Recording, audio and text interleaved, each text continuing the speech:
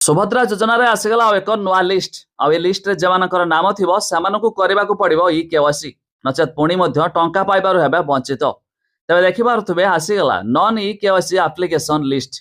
तबे लिस्ट केमिति देखिबे जा हमें वीडियो रे जानिबा शेष पर्यंत देखि रखंतु। आ आपण जानिथिबे एबे रिसेंटली टंका मध्य आसीथिला हेले एई मध्य रे बहुत हिताधिकारी टंका पाइ नाहांती काहेकि ना सेमानकर ई केवासी होई नथिला। एबे केउमानकु करबाकू पड़िबो ई केवासी वीडियो रे जानिबा ता पूर्वरु वीडियो को लाइक करंतु सब्सक्राइब करना थिले एबे सब्सक्राइब करी पाखर थिबा बेल आइकन को दबाइ दियंतु। हेले या पूर्वरु जानि रखंतु ए एप्रिल 1 तारिख रु नुआ अप्लाई स्टार्ट हेबाकू जाउछि अर्थात जो मानकर बयस 21 वर्ष होइथिबो एप्रिल 1 सुधा सेमाने चाहिले नुआ आवेदन करि पारिबे। आ एथि पई जे कोनोसे जनसेवा केंद्र हो किबा मो सेवा केंद्र को जाई नूतन आवेदन करि पारिबे।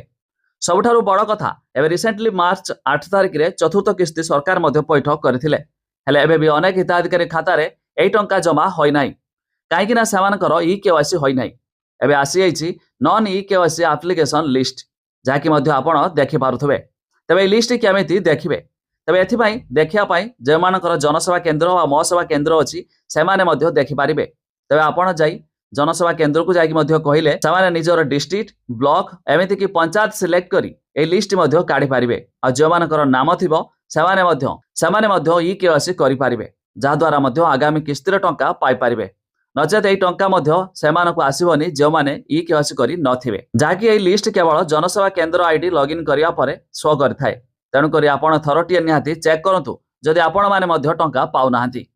आ यह भी जानिथिबे सुभद्रा रे वर्षकु दुईटी किस्ती 5,5,000 10,000 मध्य आसीथाय। तेबे खूब शीघ्र पुणी आ एक नुआ हिताधिकारी किस्ती मध्य आसवाकू जाउछि। छड़ा यह भी जानि रखंतु एई एप्रिल 1 तारिख रु पुणी नूतन आवेदन आरंभ हेबाकू जाउछि। जो हिताधिकारी अप्लाई करनांती सेमाने चाहिले एई एप्रिल 1 तारिख रु जे कोनोसे जनसेवा केंद्र हो किबा मो सेवा केंद्र विजिट करी नूतन आवेदन मध्य करि पारिबे।